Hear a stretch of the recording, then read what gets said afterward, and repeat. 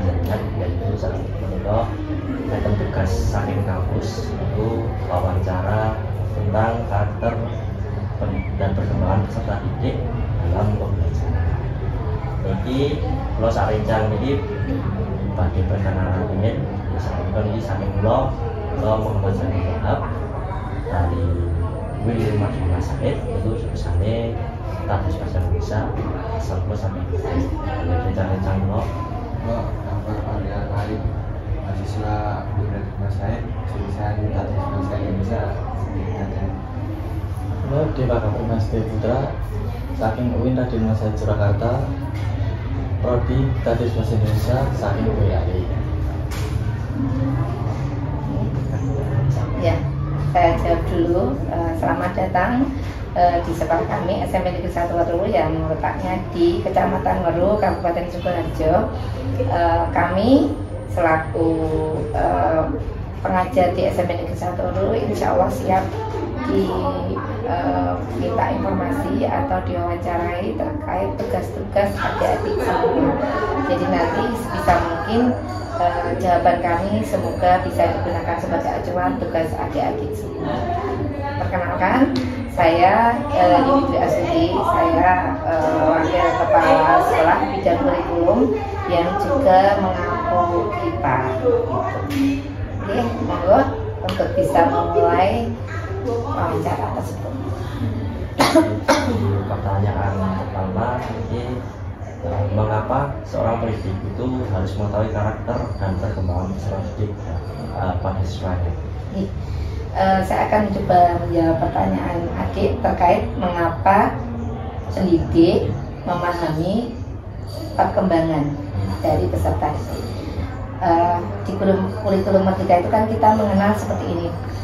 Didiklah anak sesuai dengan kodrat zaman dan kodrat alamnya. Jadi perkembangan zaman sekarang ini anak-anak tentunya tahu sendiri yang ada nanti ada gen milenial, gen Z, gen Z, dan nanti ada gen apa lah. Sekarang ini adalah gen Z yang menuju ke gen alpha, dimana kita tidak bisa mendidik anak, menyamakan anak gen milenial dengan gen Y sekarang. Nah, kita perkembangan zamannya misalnya sekarang lagi zamannya digital, kita nggak bisa memaksa anak dengan sistem konvensional. Nah, agar pembelajaran kita berhasil, agar tujuan pembelajaran kita berhasil, nah kita harus menyesuaikan keadaan atau kondisi anak dengan metode pembelajaran kita. Jadi ya penting untuk mengatur strategi pembelajaran, metode pembelajaran.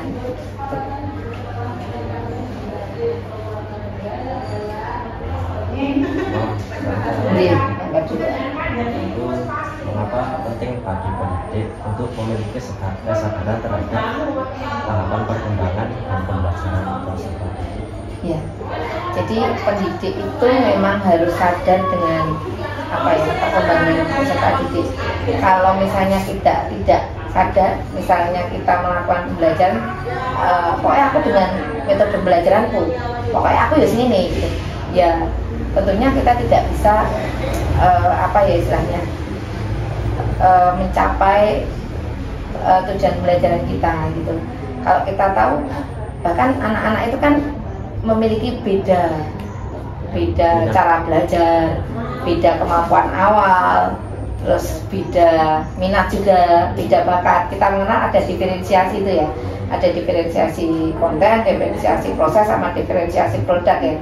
Kalau kita tidak menyadari dengan diferensiasi bakat, minat atau kemampuan anak yang berbeda-beda, ya kita guru tidak bisa mencapai tujuan pembelajaran tersebut gitu. Istilahnya memang ada kaitannya dengan pertanyaan yang nomor 1 gitu. Jadi pembelajaran tentunya dengan sesuai kodrat anak dan kodrat alam dan kodrat zaman tersebut.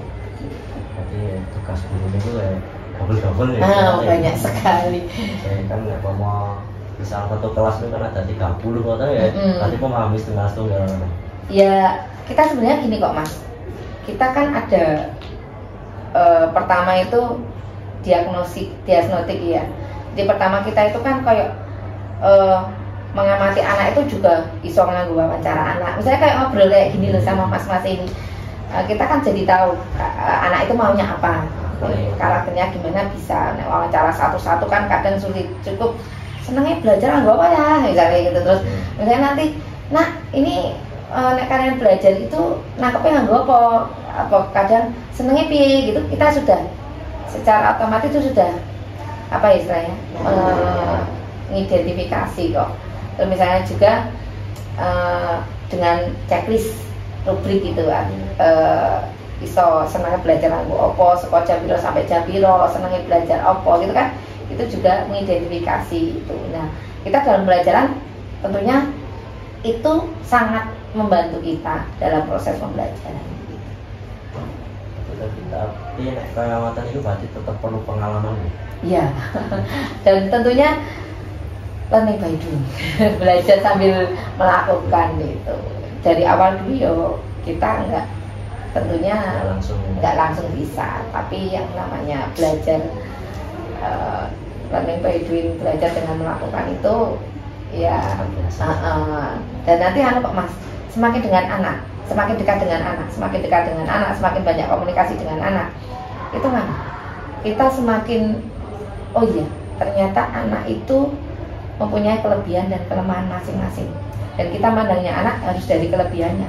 Nah kita melihat anak dari kelemahannya, mendoktrin anak kok sebenarnya mau beli ini nggak bisa, karena ternyata lulusan kita yang dulu ibaratnya unik, kalau kita bilang nggak ada nakal, adanya unik, itu lulus malah langsung entah itu jadi polisi, entah itu jadi tentara, atau malah justru jadi manajer apa, entah malah justru setelah SMA itu ternyata mereka sudah menemukan jati dirinya, terus akhirnya berbenah.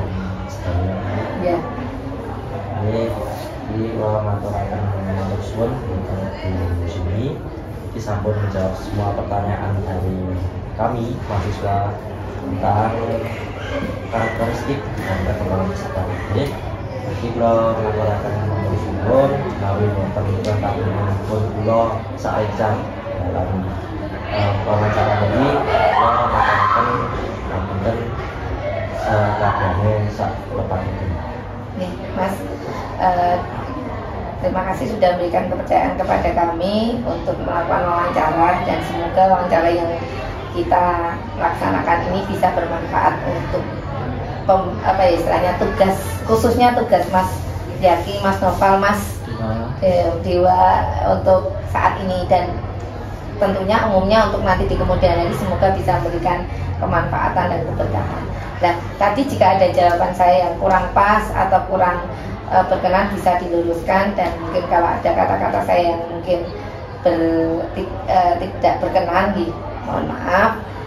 Dari saya juga mengucapkan terima kasih tadi karena amanahnya, monggo nanti bisa dilanjutkan untuk pembuatan laporan dan sebagainya. Dari saya cukup sekian. Berharap wassalamualaikum warahmatullahi wabarakatuh.